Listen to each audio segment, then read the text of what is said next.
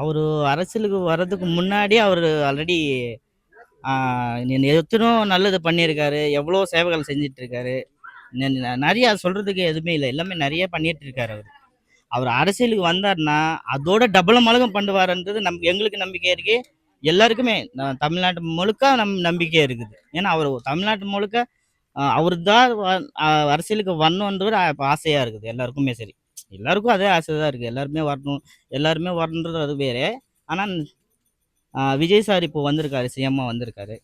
அவரு நல்லது பண்ணிட்டு தான் இருக்காரு. ஒரு புது கட்சியா ஆரம்பிச்சிருக்காரு. அதே மாரி நம்ம லாரன்ஸ் மாஸ்டரு ஒரு அரசியல்ல வந்தா நல்லா இருக்கும்னு எங்களுக்கு தோணுது. இப்போ அவர் வந்து தனித்து போட்டின்றது பெஸ்ட்டா? இப்ப விஜய் சார் சிஎம் ஆயிருக்காரு, அவரோட சேர்ந்து பண்றது, இல்ல அண்ணாமலை இப்ப வராரு, அவரோட சேர்ந்து பண்றது, எது பெஸ்ட்டா இருக்கும்? கூட்டணியோட வந்த பெஸ்ட்டா, இல்ல சோலோவா வந்தா பெஸ்ட்டா நினைக்கிறீங்களா? எங்களுக்கு தெரிஞ்சு கூட்டணியோட தனியா கட்சி ஆரம்பிச்சா கூட ஒரு நல்லதுன்றது எனக்கு தோணுது. தனியா வந்தா கூட தனியாகன்றது ஒரு நல்லது எதிர்பார்ப்பு இருக்கு. சரிங்களா? அவரு ஏன்னா அவரோட விருப்பம் அது. அது நம்ம கூட சொல்ல முடியாது. ஏன்னா அவரோட விருப்பம். அவர் யாரு கூட சேரணும், யாரு கூட கூட்டணி கட்சி வைக்கணும், இல்ல தனியா நான் கட்சி ஆரம்பிக்கணும்ன்றது அவரோட விருப்பம். அது நம்ம சொல்ல முடியாதுங்களே. கரெக்ட்டா? இல்ல உங்க விருப்பம் என்ன? அவர் வந்து தனித்து போட்டுட்டா பெட்டர் நினைக்கிறீங்களா? இல்ல கூட்டணியோட வந்தா பெட்டர் நினைக்கிறீங்களா? அதுதானே. என்னோட விருப்பம் பார்த்தீங்கன்னா, நான் தனியா இருந்து ஜெயிச்சாலாம் இன்னும் நல்லது எனக்கு. சந்தோஷம் தான். கண்டிப்பா லாரன்ஸ் அண்ணா வரணும். ஏன்னா, அவரு வந்து நெறைய வந்து சேவை பண்ணியிருக்காரு. நெறைய விஷயம் நல்லது பண்ணியிருக்காரு. அவருக்கு தான் இந்த அரசியல் வந்து கண்டிப்பா அவரோட வந்தாருன்னா, மக்களுக்கு நல்ல ஒரு பயனா இருக்கும். அதனால கண்டிப்பா அவரு அரசியலுக்கு வரணும். அரசியலுக்கு வராமலே நிறைய நல்லது செஞ்சுட்டு இருக்காரு லாரன்ஸ் சார். ஆமா. வந்தாருன்னா எந்த அளவுக்கு ஒரு மிகப்பெரிய மாற்றம் இருக்கும் இந்த மக்கள் மத்தியிலங்கிறத தாண்டி யாரோட கூட்டணி வச்சு அவர் வந்தா இன்னும் பெட்டரா இருக்கும்னு நினைக்கிறீங்க?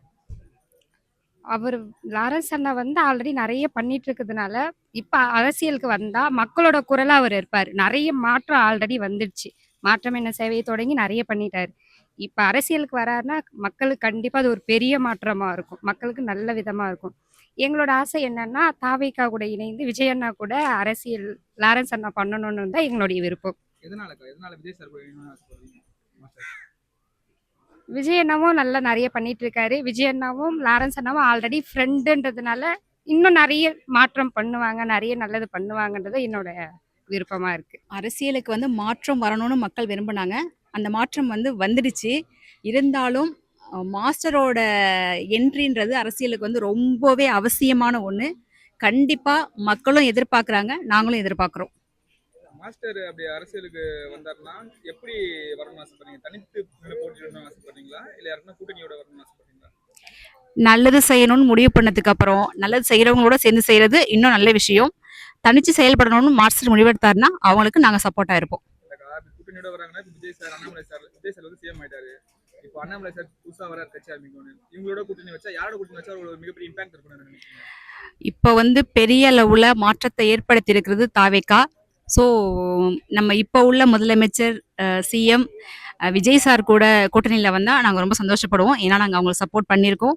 ஸோ மாஸ்டரும் அவங்க கூட இணையணுன்றதான் எங்களோட விருப்பமும் கூட. லாரன்ஸ் அண்ணாவுடைய அரசியல் வந்து வந்தா நல்லா இருக்கும் அப்படின்றது மக்களுடைய கருத்து. ஸோ அதனால எதிர்பார்க்கிறோம் நாங்க எல்லாருமே. மக்களுக்கு இடையிலேயே மிகப்பெரிய ஒரு வரவேற்பு இருக்கும் அவருக்கு அரசியல். கண்டிப்பா இருக்கும்.